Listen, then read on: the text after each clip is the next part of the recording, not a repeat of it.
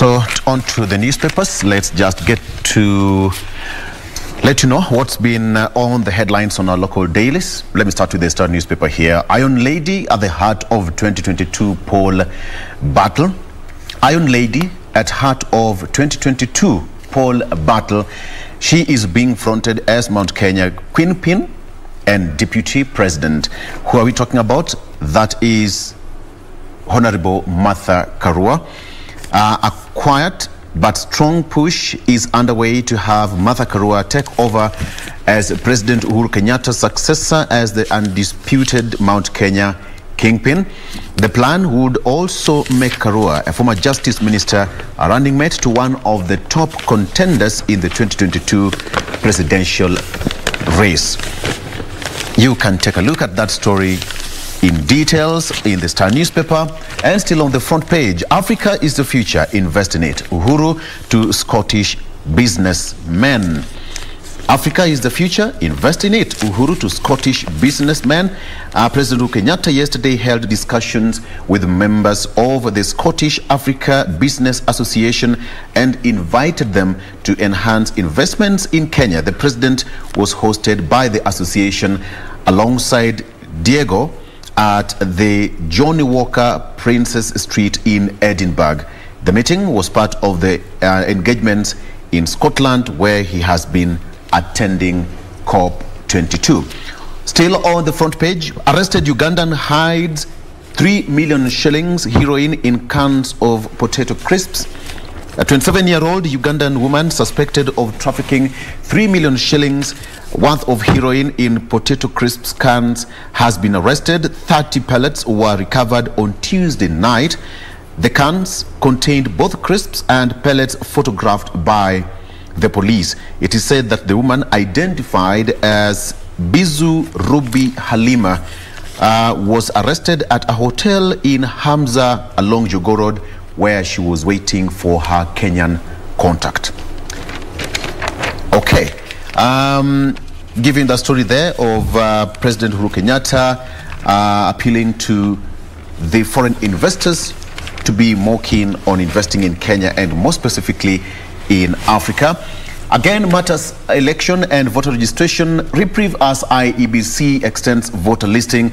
Kenyans who have not yet registered as voters may have until next week on Tuesday to be listed to take part in the August 9th 2022 general election. The Independent Electoral and Boundaries Commission on Wednesday, that is yesterday, declared that it would continue with the listing until its appeal against the court order requiring it to continue with the registration is heard and determined. Now, the High Court prohibited the polls agency from closing the enhanced voter registration that was scheduled to end on Tuesday, November 2nd. So the chair, Wafula Chebukati, said that they will obey the court order, which was given by Justice Eric Ogola sitting in Eldoret.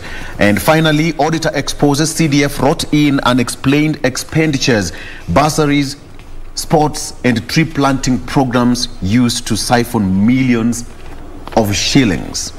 Auditor General, that is Nancy Gathongo, has once again lifted the lid of what could be one of the greatest misappropriations of the NG-CDF.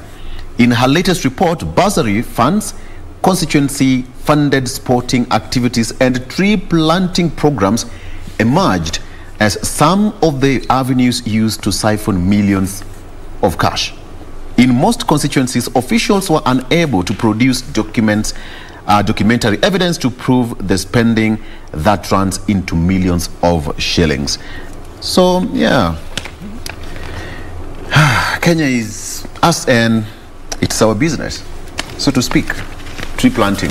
In some states where a tree seedling would go for 5 shillings, perhaps they inflate it maybe up to 50 shillings or even 100 bob.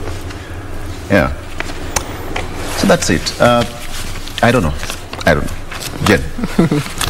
Let me Let's go over the front page of the Daily Nation before we get to give you more details. Starting with the story here on the top concerning the health sector, with most severely ill COVID-19 patients are unvaccinated. And this is something that has been noted in at least 4 hospitals that they did a spot check with patients that are admitted in the ICU. A third or a quarter, if not all of them that are there, are yet to get the jab. That is something that the ministry has pointed out to be a worrying trend, and have encouraged hospitals to actually keep a record of those that are vaccinated in order to be able to sort of look at the patterns and behavior among the people. Coming to the main read here, enter politics of Father Christmas. Interesting caption right there. And this is in regards to the pledges that have been made by, aspirants, and especially so the two at the top, that is Deputy President William Ruto and former Premier Raila Odinga, with Ruto's 100 billion kitty for informal businesses and Raila's 144 billion cash transfer, standing out among the promises that, Father Christmas, quote unquote, has come with. And here they go on to say that it's all popularism and not genuine solutions for the country's problems, which is now dominating the campaigns, with politicians jostling to get ahead in the elections to succeed President Kenyatta. They are now promising goodies without offering clear policy proposals on how they are going to be implementing long-term sustainable ways of actually these funds that they're looking to give, with both of them having touched on over 100 billion Kenya shillings. We'll be giving you that in a bit.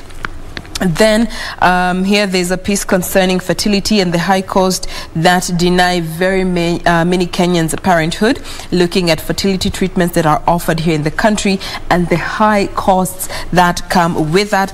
And finally, there's a story here concerning one gentleman who a high court has actually overruled a ruling that was made by a court back in 1997, that he is not the son of a late multi-billion estate owner tycoon that passed on in 1996, and for 24 years now he has been living off the inheritance that he got, multi-million shilling estate, among many other sources. So this particular court has found that he is not the biological son of the late tycoon. Who is he? More details in a bit. Regina. From page of the Standard, just to give you a sneak peek before we get to the details. Political fishers of men. Yeah. Remember that nursery school rhyme? It seems that this particular scribe who wrote that header attended Sunday school. We'll be giving you details in not too long. Fishers of men, indeed.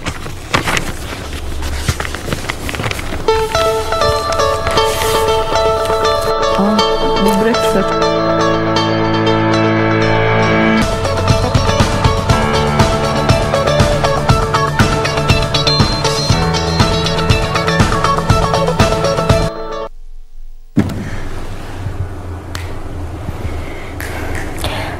Indeed. Before we took a short break, just saying that, people who attended Sunday school seem to have been working for this particular paper in this morning. Why? This is the header we have on the Standard this morning. Political fishers of men. Being Entertainment Thursday, I wanted to try and, go back in time and find out if I still remember this particular Sunday school rhyme. I will make you fishers of men, fishers of men, fishers of men. I will make you fishers of men if you follow me. Kiswahili version tunaachia Victor. Let's start off. Nitawafanya wavuvi wa watu. Victor, where are you? Nitawafanya wavuvi wa watu, wavuvi wa watu. Where is Victor SDA? We can't hear your voice. Nitawafanya wavuvi wa watu ukinifuata. Good. And you know, at that point, each and every child, you got mesimama, and then you have got your teacher there. And then, hey, where Victor? Wait, hapana, move this side. You're being arranged in line, and then I will make you fishers of men, fishers of men. And then you will hear kengele inalia huko, cling, cling, cling, time your class imesha, now everybody going to the main church. Yeah, Vic has gone the whole 9 yards. Man. Indeed. We had one guy called Victor Koundo. He's a pathfinder until to date. Good. Awesome. It's good to go way back. It's a TBT. It's a TBT. Relive those memories. It's a TBT and it's Entertainment Thursday. And the scribe this morning in this particular paper decided to take us way back with that particular header. Political fishers of men. Who are they? Who are they? Now listed on the front page of the Standard is none other than Susan Kihika, Nakuru Senator, Mutula Kilonzo Jr., Makueni Senator. We have Asha Jumbo Malindi MP, Cleophas Malala Kakamega Senator, Aiden Duale Garissa Town MP, Nick Salat Kanu Party Secretary General Ali Hassan Joho, Mombasa Governor, Wycliffe Oparanya Kakamega Governor, Junaid Mohammed Suna East MP, as well as William Kamket. Succession politics of 2022. Are they doing their leaders' bidding, so to speak? So they're fiercely loyal. At one time, they're carriers of hard-hitting messages, and their party leaders cannot bring themselves to speak. And at other times, they serve as emissaries, testing waters and wing defectors to their camps. For them, the mantra is gather all, scatter none. Political fishers of men. Gather all, scatter none. Paragasha. I like this. Of all the headers and kickers that we've had, at least this week, I can attest to this is catchy and timely. TBT, taking us back, also taking us back to the, Bible, if you're the good book and such. So, well, I like that particular header. And that is what is happening when it comes to, succession politics. We're seeing, politicians coming out and going to their strongholds and trying to woo you and I as the electorate, why, the leaders and the parties that they are, representing are the best options ahead of the general election. But the question is, as the electorate, as one Jiko,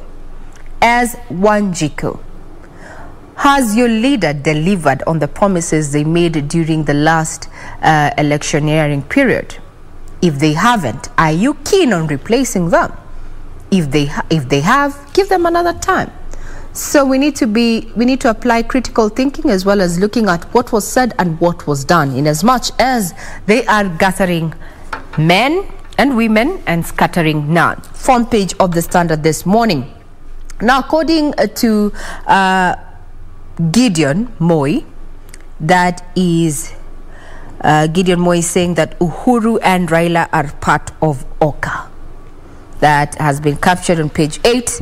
Then talking about regional matters, it is that Ethiopia PM is talking tough. Remember, the Ethiopian government already declared a state of emergency there, with the rebels, Tigray rebels, closing in on various cities that had been held by, government security personnel. Talking about matters business, there's been a lot of talk, especially from the telecommunication industry, with some firms calling for the split of, Safaricom, separating its telco from its mobile money lending service, saying that it's a telco giant, it's a dominant partner or player in the telecommunications industry, and to make the market, to level the playing field in the market, well, that government needs to institute its split. Money is on one side, mobile money transfer on one side, vis-a-vis offering services. Now, according to ICT Cabinet Secretary Joe Mucheru, there is that Safaricom will not be punished for being successful. That's just a sneak peek of what we have on the front page of the Standard this morning. Victor. All right. Again, there's a story here. Ford Kenya in turmoil as rivals hold parallel meetings today. However, late last evening, there were indications that they had been stopped by the political parties tribunal. Ford Kenya is in turmoil as bitter feuds rage with two rival factions convening parallel national delegates conference in Nairobi today. However, as at late last evening, there were indications that the two meetings had been stopped by the political parties' dispute tribunal. The fate of the two meetings, however, remains unknown, as some officials said that they had not been served. The squabbling could make or break for party leader Moses Wetangula, who could potentially be toppled from the helm of the Lion Party. The Wetangula team will hold its NDC at the Bomas of Kenya, while the team allied to Tongaren MP Esili Simiyu will convene at Moi International Sports Center, Kasarani. So that is in the political arena. IPOA wants 6 cops charged with beating suspects to death. 6 police officers face charges for killing a suspect alleged to have resisted arrest for growing bang. Police constables Bernard Maritim, Michael Ochango, Edwin Maenga, Silas Anyira, Stephen Owiro and Wycliffe Chepto suspected that Sylvanus Ore Owinji was dealing in the banned drug and stormed his house in Kochia, Homa Bay County. To arrest him. This was on September 17th, 2017. But the man resisted arrest, and the officers allegedly descended on him with the beatings that led to his death. Okay. Matters Police. Millionaire cop on 38,000 shillings pay hands over bribes. Now listen to this. A traffic police officer on a 38,000 shillings monthly gross pay has surrendered 26 million shillings bribe cash he collected from motorists.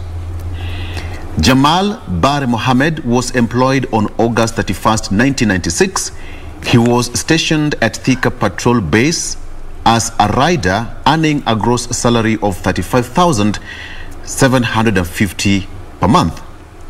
At the time of the case was being investigated, the Ethics and Anti-Corruption Commission was able to establish that between July 1st, 2010 and September 30th, 2016, Jamal made cash at Mkesho deposit of 43.4 million shillings in his various bank accounts. EACC subsequently obtained preservations orders to freeze 26,193,000 and some cents hapo juu at the bank in October 2016. Hiyo ndio sorcery sasa. Hiyo ndio sorcery. So you do witchcraft. For me, I think there is more than meets the eye in this story. You have a gross of course, there's definitely so much more than meets the eye. Wacha tuseme ukweli. There are people called foot soldiers, Jane. There are people who are called foot soldiers. Yeah. They do their master's bidding. Unfortunately, when also become shit hits the roof or the fan, be as it may, they end up carrying the burden. Scapegoats. Yeah. But I think this is a typical case of such. Yes. But you see, I know some of the police officers who are doing good business, legit. True. Their side hustles, they let's just give it to some of the police officers who are doing, actually they're legit and they're just quite open and frank with their job. Some of them are doing their side hustle businesses.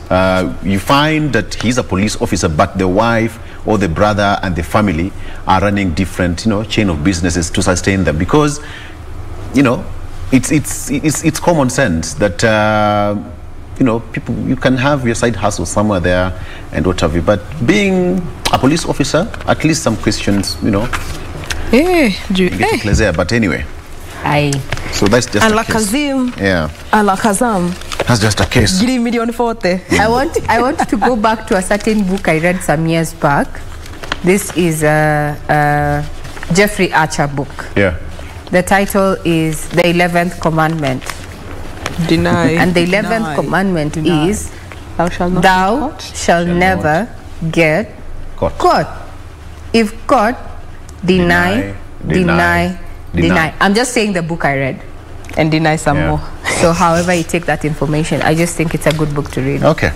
Still on money matters, pending bills likely to disrupt smooth handovers. That is according to CRA. Revenue Commission wants counties to settle unpaid dues to avoid transition hitches. This has been something that has been affecting, most of the counties and the national government because of the transition that is pending in 2022. It said that some of the governors, actually 50% of the governors, are serving their second term, and chances are they are going to leave their respective counties with pending bills. So it's going to spill over to the next regime.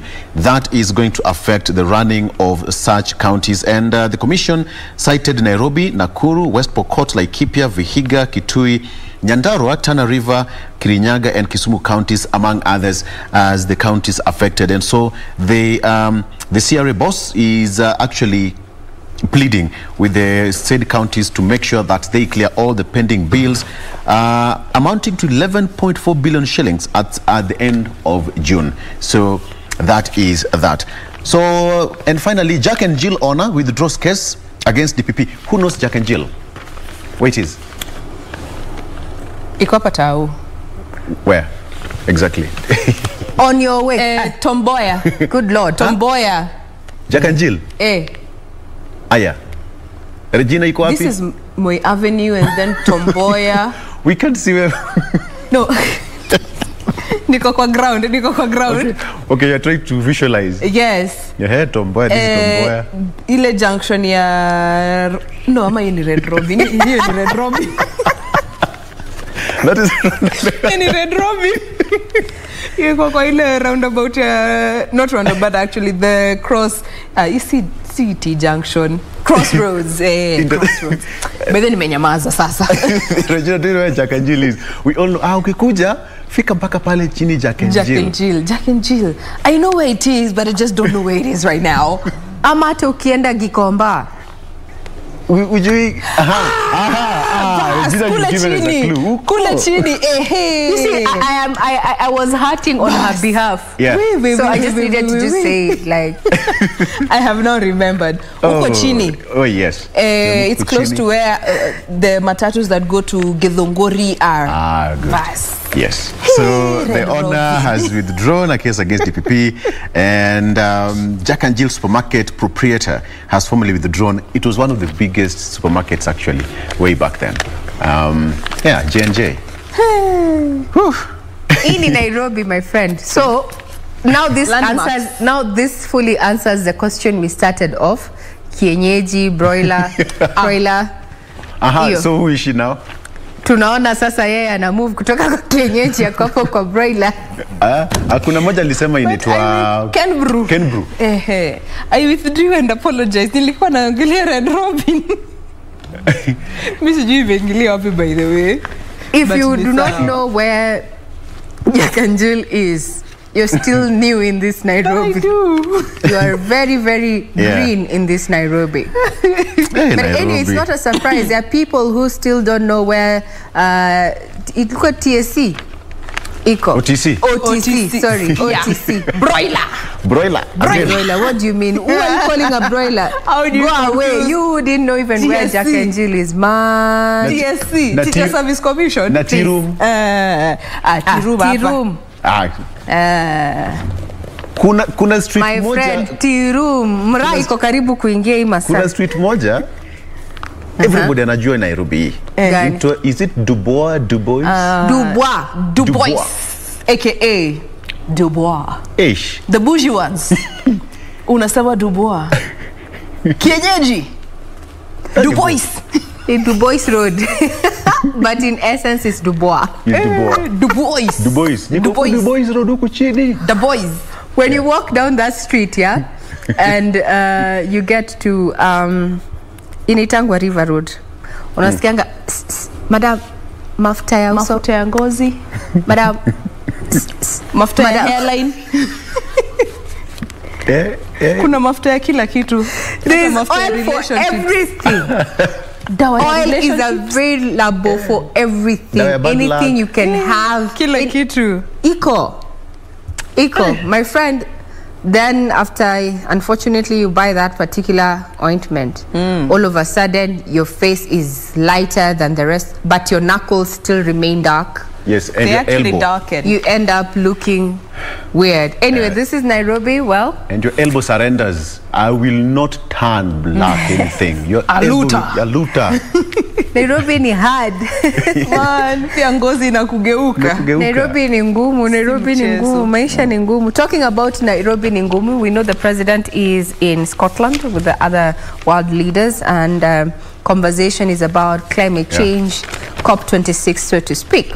Now, researchers are saying that to curb climate change, eat less milk, drink less milk. Ati? Nilikuwa najua hapo italeta kizungumkuti, so to speak. So researchers, Drink what? they're saying for us to curb climate change, one of the intervention measures that the world and its populace needs to take into account is to eat less milk. I mean, to eat less meat and drink less milk. What kind of meat? Sasa, researchers profiled 171 crops and 16 animal products. Now data is drawn from more than 200 countries. So meat and dairy products are responsible for increased greenhouse gases, and environmentalists are advising a switch to plant-based diet to help fight climate change. Habari ndio hiyo. 14% is the rate of all emissions from meat and dairy production, according to the Food and Agricultural Organization. 99.48% is the contribution of beef to greenhouse gas emissions per kilogram, followed by dark chocolate at 46.6%, lamb at 39.7%, and food with the lowest impact on the environment were cassava at 1.3% per kilogram, barley at 1.1 per kilogram, and peas at 0.89% per kilograms. It's the high time we focused on plant-based diet. But kweli, given our situation here in Kenya, let's not talk about Africa, because we know Africa is our business. Let's get down to the thick of things. Nyama. I think Kenya is the biggest contributor of Kama ni kukula nyama. And did you call it global warming or what? Actually, gas emissions are called greenhouse gases. I think Kenya we are leading, because ile nyama choma inachomwa Nairobi na Kenya hii. Kiamaiko. Kikopei. Yes. There is that place along Ruiru, inaitwaje? Tujui Ruiru. Okay. Enlighten us. Folk Center. No. Sisi tuongee mambo ya Kajiado, those sides. But generally, ile nyama inachomwa. In fact, even people who live, wa Kenya living abroad, ukiuliza, what are you missing? Nyama choma. Nyama choma. Na sausage za Kenya. Na kachumbari. Exactly, that's what they say. You know? So now, if we are to go, to save our planet, because we are choking literally our planet. So it's in the process of preparation that is the problem. Yeah, actually there's a whole study. This is based on a report published in Nature Food that says that the study indicated that the use of animals for meat caused twice the pollution of producing plant-based foods, and the entire system of food production, including use of farming machinery, spraying of fertilizer, transportation products, and causes 17.3 billion tons of greenhouse gases a year. Whoa. So tuache kukula, na sasa si tusipokula kutakuwa na an imbalance. Sidhani I can live without meat. Tuseme tu kweli. You know, prey exists because there's a predator. Yeah. When there's a drop in prey, predator suffers. It's called the food chain. And the other way around. Yeah. When there's a drop in predator, prey wanna increase, wanna suffer due to lack of enough feed to sustain the numbers. But with medicine and science, mankind is an apex predator, so to speak. Na Mungu alijua akituambia nimewapea wanyama hapo mnaweza kula hii msikule hii, lakini kuna watu bado wanakula nyeta, waliambiwa wasikule. Tuliambiwa tukule everything but from the fruit of the tree. So nyama iko tu sawa. Can you imagine like your whole life? Okay, well, we know that people who are vegetarians and such, I don't know how they do that. Those people, vegetarians deserve a special place in heaven. So I'm never going to promise that I'm going to be a vegetarian. Kwanza ile nyama imeiva vizuri, haijakauka, it's still moist with a little bit of oil hapo. Na kaugali na kachumbari. Well done meat. Mimi wenye wanakulanga medium rare. It's even before 9 a.m. I'm already thinking about kanyama. Kwanza kambuzi. Ush. Kale kameshomwa ya Narok. Mbuzi imechomwa na Wamasai. Na kahoho kumepita hapo kando yake. Are we all hungry or what this morning? Nakasube. Na kachumbari kamekatwa. Sorry. Na ugali moto. Before we get to a time where that is the reality. Soda hapo sasa. Hapo mimi nitawaangalia tu. Na maji room temperature. Bas. I'm Regina, suddenly very hungry, but as I sip my coffee, it has milk. Hakuna kiendas. Hakuna kiendas leo. Hakuna kiendas. But the thoughts about nyama choma and such, trust me, has just set my weekend. I'm already thinking about it. And even you saw just the other day when they were cutting down the mogumo tree, what was offered as burnt sacrifice? Choma.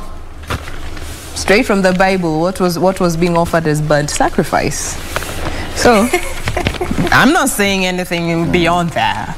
Ladies, talk of irony tukimalizia. Now state has rescued, quote unquote, poor City Hall from blackout over 1.5 billion shillings debt. Billion? Yes, the case has been going on with Kenya Power since 2014. Okay, we take a break before we give in a blackout on air.